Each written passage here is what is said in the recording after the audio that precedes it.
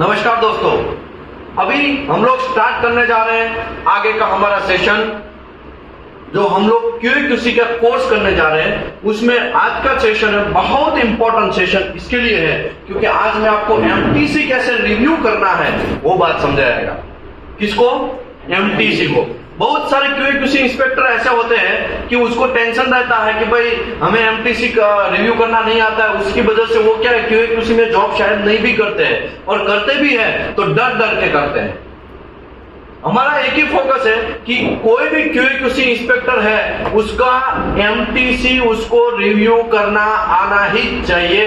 खलास, कोई बात नहीं, उसको MTC रिव्यू करना आना ही चाहिए। लेकिन उसमें बहुत सारे तर्क वितर्क रहते हैं, बहुत सारे सिस्टम रहते हैं, उसके हिसाब से आपको MTC रिव्यू करना है। ऐसा ही हवा में गोलीबारी करना नहीं है। हवा में गोलीबारी करोगे तो बंदूक वेस्ट है आपका।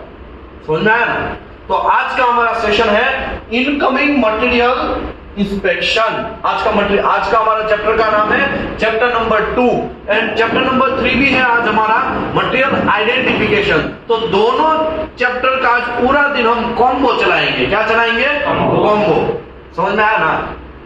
ये जो चैप्टर है इनकमिंग मटेरियल, इसका मतलब ये हुआ कि हमारे कंपनी के अंदर प्लेट, गास्केट, ये देखो मेरे हाथ में गास्केट है कि नहीं है? ये क्या है? एल्बो। ये क्या है? लैंड। ये क्या है?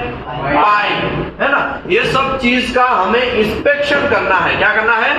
इंस्पेक्शन करना है। तो उसका इंस्पेक्शन कैसे किया जाए, रिसीविंग इंस्पेक्शन कैसे काम करेगा, रिसीविंग इंस्पेक्टर है वो कैसे आगे बढ़ेगा, उसके बारे में आज का सेशन है। तो आइए आज से हम लोग सेशन स्टार्ट करते हैं। नमस्कार दोस्तों, मैं हूं विशाल Dameliya, welding and NDT service में आप सभी का स्वागत करता हूं। हमारा यूट्यूब चैनल है वेल्डिंग नॉलेज। क्या है? Welding knowledge. मेरा लिंक्डइन आईडी है विशाल दामेलिया करके, वेबसाइट है weldingandndtservice.com। यहाँ पे जिन लोगों को QA/QC इंस्पेक्टर का ट्रेनिंग का वीडियो चाहिए, क्या चाहिए? वीडियो चाहिए, वो लोग यहाँ पे दीपेश सर का कांटेक्ट कर सकते हैं। किसका कांटेक्ट कर सकते हैं? दीपेश पटेल सर का कांटेक्ट कर सकते हैं। ये पूरा सीरीज है, ये वीडियो का पूरा सीरीज है। ये तो अभी हमने कौन सा चैप्टर स्टार्ट किया? चैप्टर नंबर 2 है। वैसे एक पूरा का पूरा सीरीज है QA/QC इंस्पेक्टर का, और वो सीरीज का प्रोग्राम मैंने खुद बनाया है यही हाथों से, और उसमें बहुत सारा चीज, छोटा से छोटा चीज हमने कवर कर लिया है। कवर करने से फायदा यह है, कोई भी बंदा अगर QA/QC इंस्पेक्टर का ये सीरीज करेगा तो डेफिनेटली उसका करियर का बूस्टअप होगा।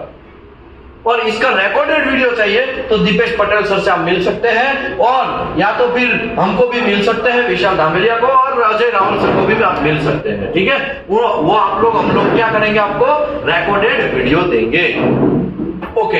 जिन लोगों को एनडीटी सर्टिफिकेट रिन्यूअल करवाना है या तो एनडीटी सर्टिफिकेशन का प्रोग्राम आपको करना है, एनडीटी लेवल 2 यहाँ पे फ्री ऑफ कॉस्ट होता है, कोई पैसा नहीं है। गद्दा, तकिया, गैस सिलेंडर, बर्तन, सब चीज यहाँ पे फ्री प्रोवाइड किया जाता है।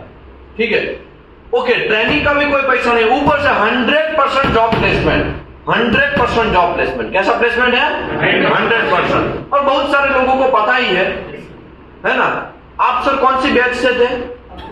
अक्टूबर। 5 अक्टूबर में आप एनडीटी लेवल 2 करने आए थे, तो उसमें कितने स्टूडेंट थे? 100 प्लस थे। सभी का 100% प्लेसमेंट हुआ कि नहीं हुआ? ओके। आप कौन सी बैच से हैं? दिसंबर। सबका 100% प्लेसमेंट हुआ कि नहीं हुआ? आप तो रिसेंट वाले बैच से, 5 दिसंबर वाला बैच। देखो 5 दिसंबर से एनडीटी लेवल 2 स्टार्ट हुआ था, अभी 25 को खत्म हुआ, 26 को कौन सा स्टार्ट हुआ? QC। अभी 5 जनवरी से नया बैच स्टार्ट होगा। एवरी मंथ की 5 तारीख को एनडीटी लेवल 2 का कोर्स यहाँ पे फ्री ऑफ कॉस्ट करवाया जाता है। रूम पूरा फैसिलिटी फ्री। सर आप कौन सी बैच से थे? मई में। 5 मई वाली बैच में थे। कितने स्टूडेंट थे? मई में तो ये ऑफिस भी यहाँ पे नहीं था, वहां पे मोटा वराछा में था। कितने स्टूडेंट थे आपके टाइम पे? 85। एक भी बंदा को जॉब नहीं मिला, ऐसा हुआ? 100% जॉब प्लेसमेंट। और कौन है? और कौन सा बैच वाला? एक लड़का था ना, और भी पुरानी बैच वाला। हाँ सर, आप कौन सी बैच से? सितंबर वाली बैच से। सितंबर में कितने स्टूडेंट थे? 130 के अगल बगल में। सभी का 100% प्लेसमेंट हुआ कि नहीं हुआ? ऐसा नहीं है ना कि डर के हाँ उसने मुझे बोल दिया है ऑनलाइन में इसके लिए आपको बोल दिया, ऐसा कुछ नहीं है ना। हाँ, आप सर कौन सी बैच से? अक्टूबर बैच में। कितने स्टूडेंट थे? 100 प्लस थे। 100% प्लेसमेंट हुआ कि नहीं हुआ? ओके, अब बिलीव करिए, जब से यूक्रेन एंड रशिया झगड़ रहा है तब तक हमारा लाइफ झींगा लाला है। समझ में आया कि नहीं आया? जब तक वो लोग झगड़ते रहेंगे तब तक ऑयल एंड गैस सेक्टर का पूरा कॉन्ट्रैक्ट हमने किया है, पूरा का पूरा कहाँ आएगा? चाइना एंड इंडिया में आएगा। तो वो जो ऑयल को रिफाइन करके हम किसको बेचेंगे? वापस यूरोप कंट्रियों को बेच रहे हैं। तो यूरोप कंट्री, तो देखा अभी जयशंकर साहब ने अभी थोड़े ही टाइम पहले कुछ अनाउंसमेंट किया था ना, हम लोगों का विरोध किया था, हम उसी का चुना हमको लगा रहे हैं। हमने बोला हम तो रिफाइन करके दे रहे हैं। समझ में आया ना? वो हमारे जयशंकर साहब थे ना, विदेश मंत्री, उसने बोला था कि नहीं बोला? तो ऐसा ही है मेरे भाई, ऑयल रशिया से, ऑयल एंड गैस रशिया से आ रहा है, थोड़ा यहाँ पे रिफाइन करके करेक्शन करके उसको भेज रहे यूरोप में। तो हमारा लाइफ आने वाले 10 साल तक कोई टच नहीं कर सकता, ऐसा लाइफ है। तो ऑयल एंड गैस सेक्टर में आपको कोई डरने की जरूरत नहीं है। इसमें अगर आप करियर बनाते हैं तो नीट एंड क्लीन करियर बनता है, एकदम शानदार तरीके से आप सैलरी पाओगे। समझ में आया कि नहीं है? आप सर आज नहीं है, आज कहां से आए हैं आप? अखिलेश्वर से। मतलब प्रॉपर कहां के हैं? गोपालगंज, बिहार। कितने लोग बिहार के हैं? हाथ ऊपर करिए। ओ, ऐसा है क्या? बिहार वाले एक साइड बैठ गए यहाँ, खाली ये दो लोग ही खाली ये 2 लोग ही खाली अलग बैठे, बाकी इस साइड वाला पूरे बिहार वाले लोग हैं। बिहार वालों लोगों ने तो गर्दा मचा दिया भाई। एवरी बैच में बिहार वाले लोग सबसे हाईएस्ट पे रहते हैं। एक बैच था पिछले नहीं, उससे पहले की बैच में 130 में 110 ऐसे कुछ लोग थे, उसमें से खाली 65 लोग खाली कहाँ के थे? बिहार के थे। 65 लोग, गर्दा मचा दिया, है ना?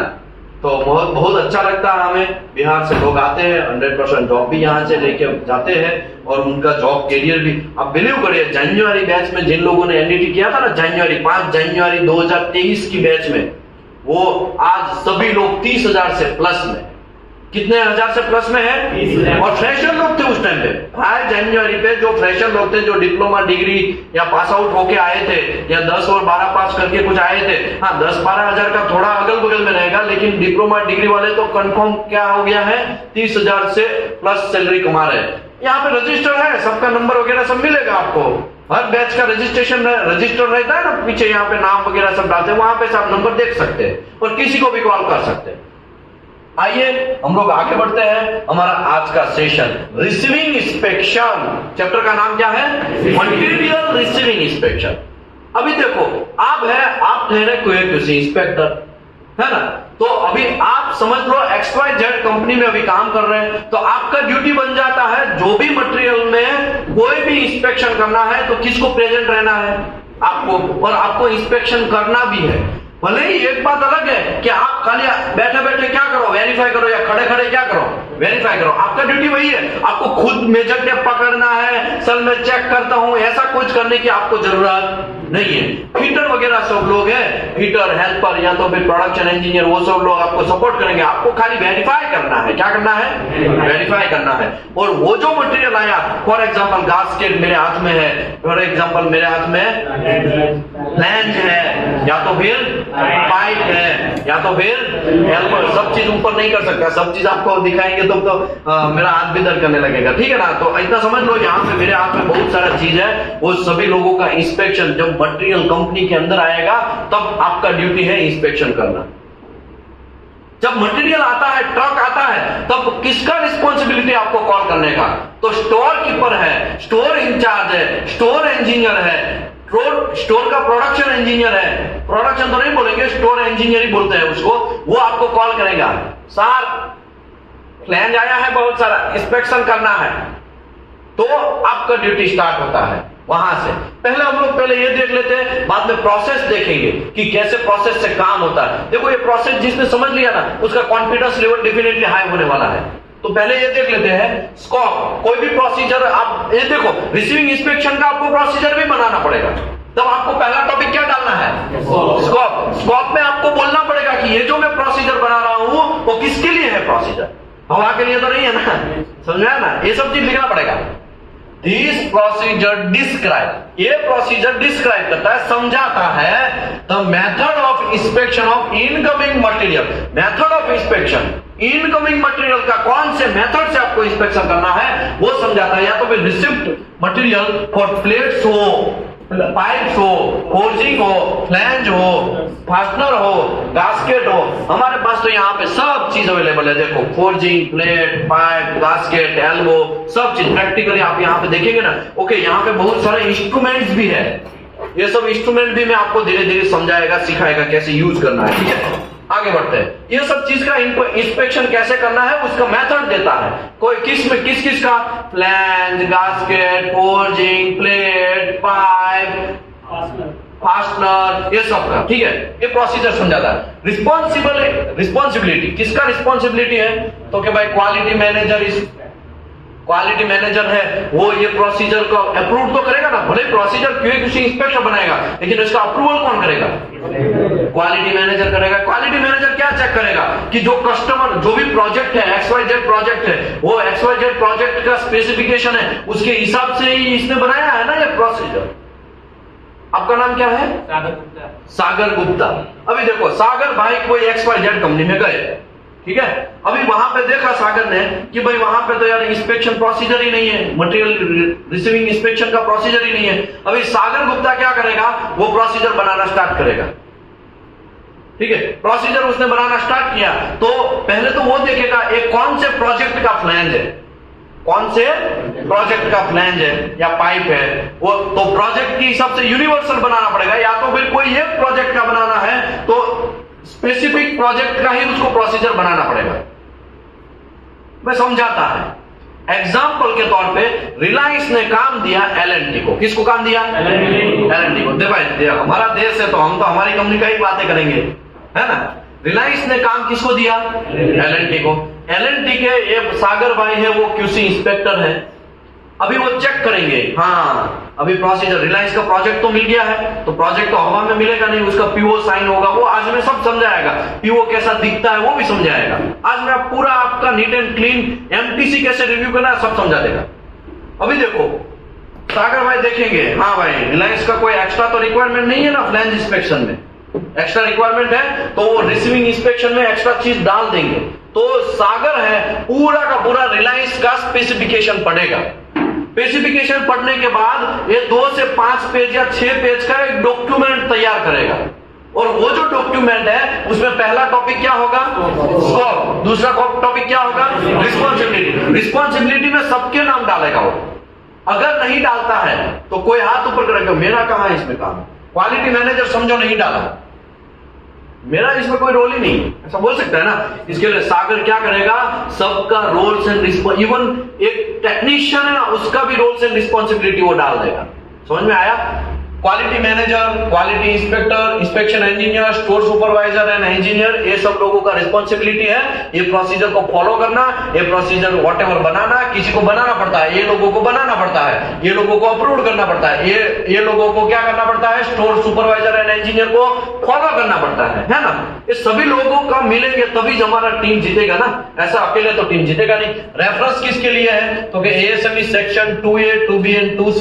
2A जो है वो मटेरियल के लिए, 2B नॉन फेरस मटेरियल के लिए, 2C इलेक्ट्रोड फिलर, ये सब चीज है ना मेरे हाथ में, इलेक्ट्रोड फिलर, फ्लक्स, ये सब चीज लोगों के लिए है ना। मैन्युफैक्चरिंग वगैरह सब कैसे करना है, वो उसका केमिकल कंपोजिशन क्या रहेगा, वो सब के लिए। ठीक है, आगे बढ़ते हैं। इसके बाद ASME B16.20 metallic gasket for pipe flange के लिए, B16.5 वो 1.5 से 24 इंच रहेगा तो उसके लिए है ASME B16.5। उससे बड़ा अगर पाइप फ्लैंज होगा तो उसके लिए कौन सा सीरीज है? 16.47। ऐसे बहुत सारे यहाँ पे लिखा हुआ है। ठीक है, customer specification, application drawing and ये सब चीज लिखा है। आगे बढ़ते हैं, ये सब उसका रेफरेंस लिया है प्रोसीजर बनाने के लिए। सागर भाई ने कहा कौन कौन से डॉक्यूमेंट देखे, वो डॉक्यूमेंट का नंबर लिखा। अभी आते हैं प्रोसीजर, हमें तो इसी से इंपॉर्टेंट है प्रोसीजर कैसे बनाएंगे। Along with the good receipt note, GRN बोलेंगे, क्या बोलेंगे? GRN, goods receipt note, goods received note, goods received note, GRN। कोई भी कंपनी में आपने देखा होगा कि परचेज डिपार्टमेंट, प्लानिंग डिपार्टमेंट दौड़ के क्वालिटी के पास आता है, हाँ भाई बहुत अर्जेंट है, बहुत अर्जेंट है, साइन कर दो, साइन कर दो, साइन कर दो, ऐसा आता है कि नहीं आता है? तो जीआरएन का मतलब मैं आपको समझा देता हूं। जीआरएन एक ऐसा गुड्स रिसीव्ड नोट है जिसको साइन करने से क्या क्या होगा मैं आपको बोलता हूं। समझ लो कोई भी जीआरएन फॉर एग्जांपल साइन कर दिया, प्लेट का, फ्लैंज का, पाइप का, सबका अपना अपना एक जीआरएन होगा। जीआरएन मतलब कितने गुड्स है, कितना क्वांटिटी है, कितना लेंथ है, कितना वेट है, कितना पैसा वगैरह जो भी है दिया हुआ है वो सब उसके पीछे लगेगा, बहुत सारा चीज रहेगा। जीआरएन जो है वो एक ऐसा डॉक्यूमेंट है, उसमें क्वालिटी इंस्पेक्टर का साइन कंपलसरी चाहिए। अगर क्वालिटी इंस्पेक्टर का साइन होगा तभी जाके वो प्रोडक्ट आगे बढ़ेगा, तभी जाके प्रोडक्ट नेक्स्ट स्टेज में जाएगा, तभी जाके प्रोडक्ट मैन्युफैक्चरिंग या तो प्रोडक्शन निकालना है वो लोग हाथ में ले सकते हैं। जीआरएन साइन करेंगे तभी जाके जहां से मटेरियल आया है, समझ लो किसी ने फ्लैंज भेजा है तो उसको पैसा कब मिलेगा? उसको पैसा कब मिलेगा? जब जीआरएन साइन होगा तभी जाके वो कंपनी को पैसा मिलेगा। एग्जाम्पल के तौर पे समझाता हूं, रिलायंस ने एलएनटी को काम दिया था। अभी एलएनटी है वो तो खुद फ्लैंज तो बनाती नहीं है, वो क्या सोचेगी 100 फ्लैंज चाहिए तो 100 फ्लैंज का ऑर्डर देगी कोई दूसरे वेंडर को। अभी वेंडर वहां पे इंस्पेक्शन करके XYZ 3.1 3.2 वो सब चीज करके चेक करेगा। अभी क्या होगा, वो आपके कंपनी के अंदर फ्लैंज भेजेगी तो साथ में क्या भेजेगी? जीआरएन भेजेगी।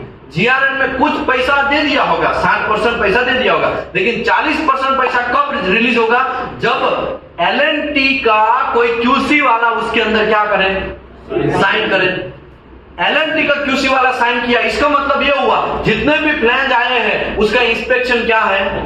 ओके है। अभी क्या होगा, परचेज डिपार्टमेंट या प्लानिंग डिपार्टमेंट के पास जीआरएन होगा, वो लेके क्यूसी वाले के पास आएंगे, सर साइन कर दो। अभी आप क्या करेंगे, टेबल के ऊपर बैठ के जल्दी में साइन मार देंगे फॉर एग्जांपल।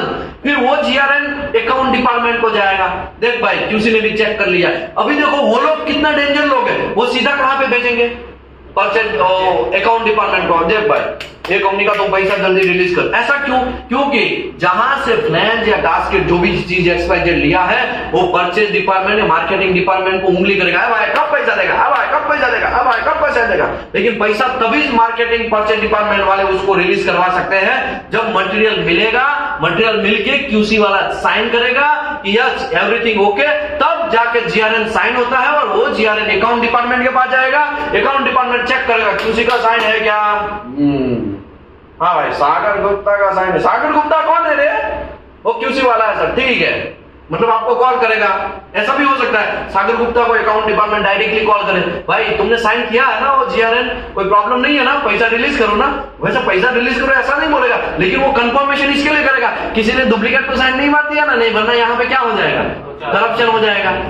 ऐसा हो सकता है कि नहीं हो सकता है? ऐसा हो सकता है, ऐसा हो सकता है, नहीं भी हो सकता है, हो भी सकता है, ठीक है। अभी क्या होंगे, अकाउंट डिपार्टमेंट देखेगा हाँ भाई सागर का ही साइन है, खटाक से यहां से पैसा रिलीज, और जो XYZ कंपनी को जहां से प्लान लिया है उसको पूरा का पूरा पैसा मिल जाएगा। समझ में आया? तो जीआरएन कितना इंपॉर्टेंट है। अभी आपका ड्यूटी क्या है? टेबल के ऊपर बैठ के साइन करना नहीं है। लोचा हमारे इंडिया में यही होता है, बहुत सारे लोग है ना टेबल के ऊपर बैठ के साइन करते हैं और बहुत सारे साइन मार देते हैं, जाओ ओके रिलीज। ऐसा क्यों करते हैं? क्योंकि क्वालिटी डिपार्टमेंट के पास बहुत लोड रहता है, और ऊपर से परचेज डिपार्टमेंट का हेड या परचेज डिपार्टमेंट का मैनेजर वो छोटा फ्रेशर जो क्वालिटी इंस्पेक्टर है उसके पास आएगा, साइन कर देना, और उसको देखेंगे अरे मैनेजर हमसे साइन करवा रहा है, तो हम अपने आप में 30 मार खान समझने लगे इसकी माँ का, हमारे पास साइन करवाना है, मैं फ्रेशर, देखो 10 ही दिन हुआ और जीआरएन साइन, थोड़ा 10 दिन में नहीं है, तुम्हारी मारने के लिए आया है, वो बराबर बजा देगा अगर तुम साइन करोगे तो।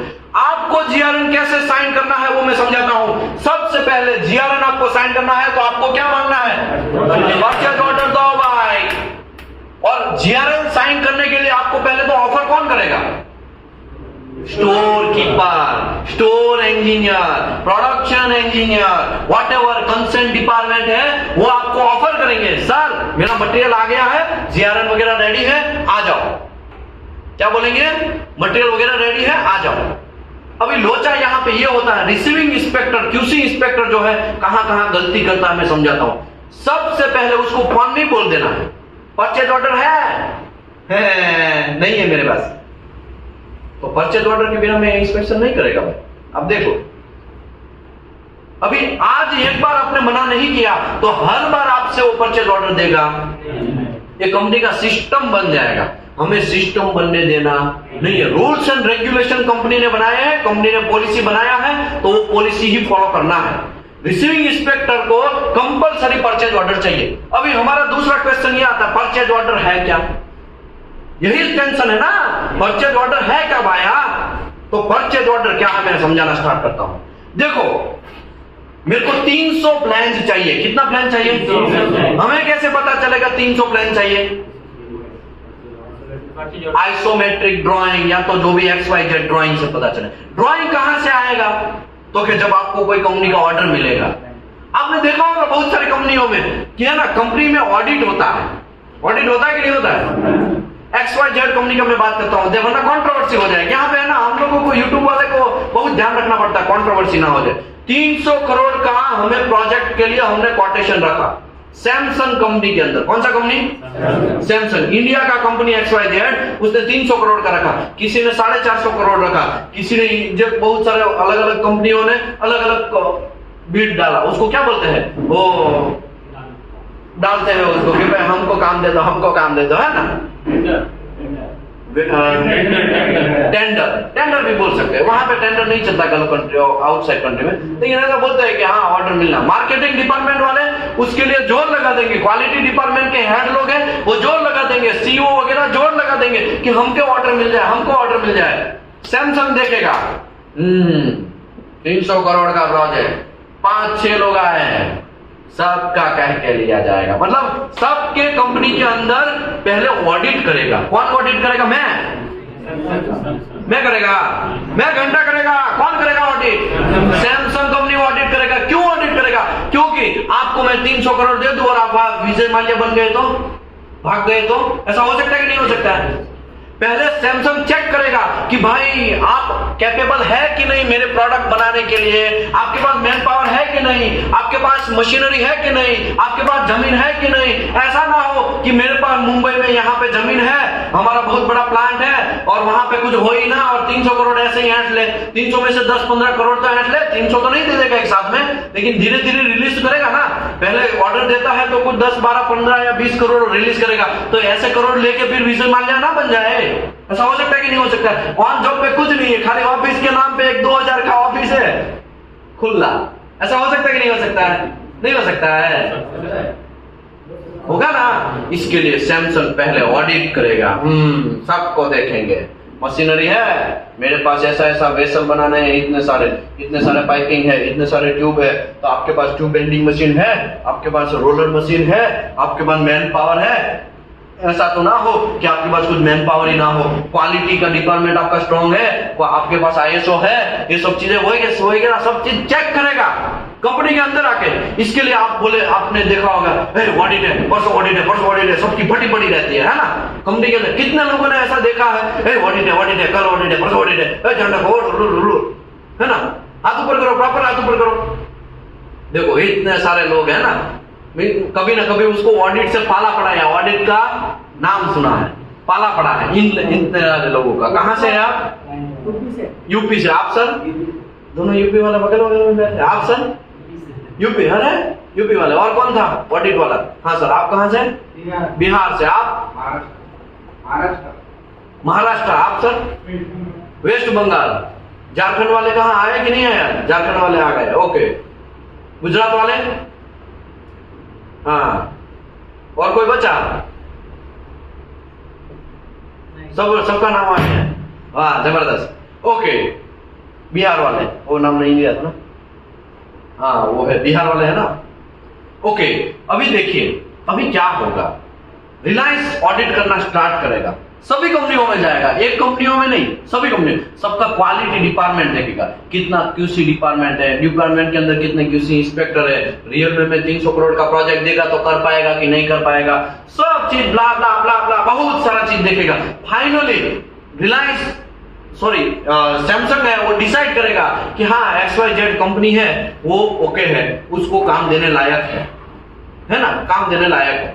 अभी क्या होगा, यहां से टेंडर मतलब साइन होता है कि हाँ भाई आपको परचेज ऑर्डर मिल रहा है और आप हमारा 300 करोड़ का काम है 24 मंथ या फिर 3 साल के अंदर फिनिश कर दो और आपको इतना इतना प्रोडक्ट, वो सब लीगली वगैरह सब होता है। टेबल के ऊपर बैठ के फिर मीटिंग का दौर स्टार्ट होता है, मिनट्स ऑफ मीटिंग स्टार्ट होता है, ITP वगैरह बनता है। भाई हाँ चलो आपको दिया है प्रोजेक्ट और यहाँ पे हमारे कंपनी के अंदर हमको पता चलता है अरे हमको 300 करोड़ का प्रोजेक्ट मिला, पूरा मिठाई बांटना स्टार्ट हो जाता है।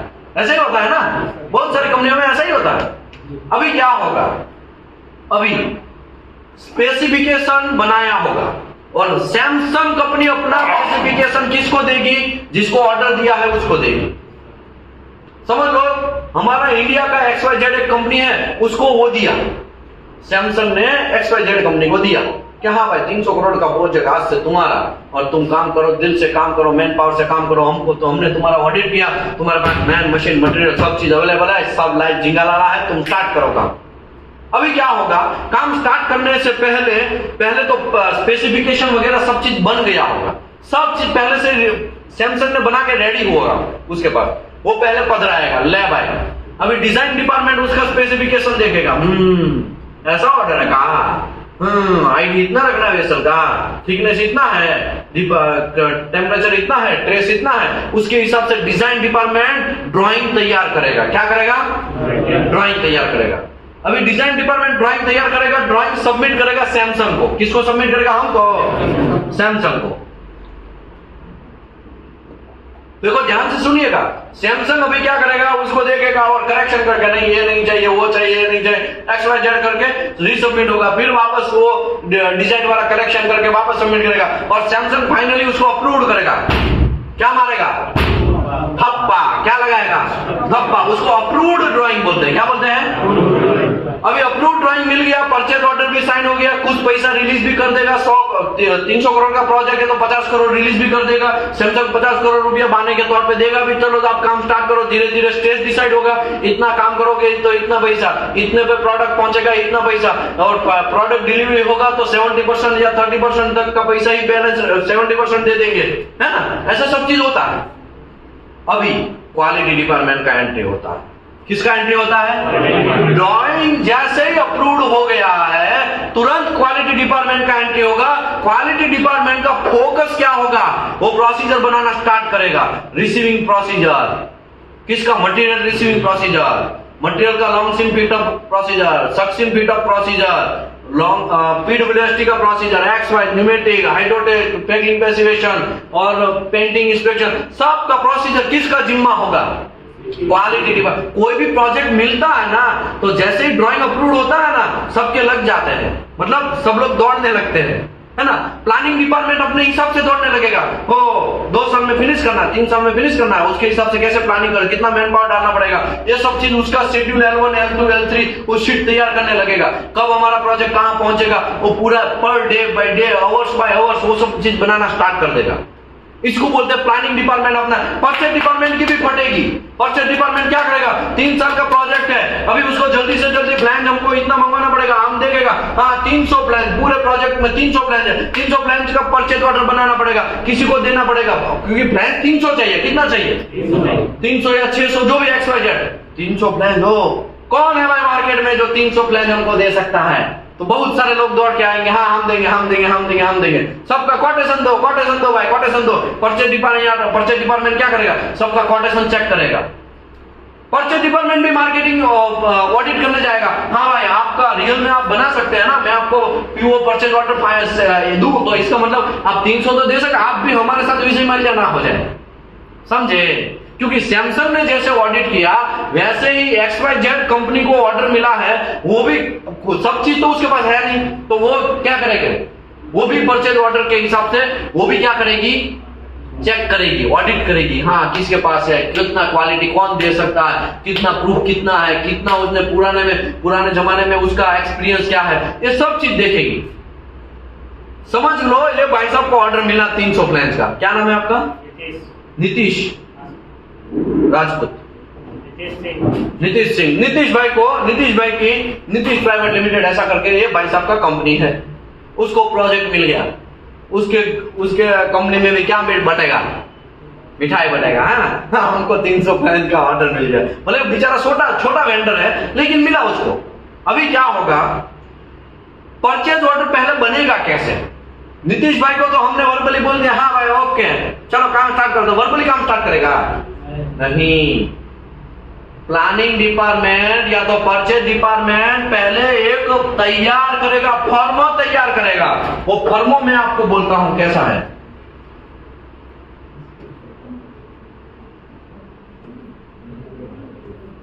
मैं आपको दिखाता हूं परचेज ऑर्डर। ये है परचेज ऑर्डर, मैंने सब चीज निकाल दिया है, शिपिंग टू, बिलिंग टू, ये सब चीज निकाल दिया है।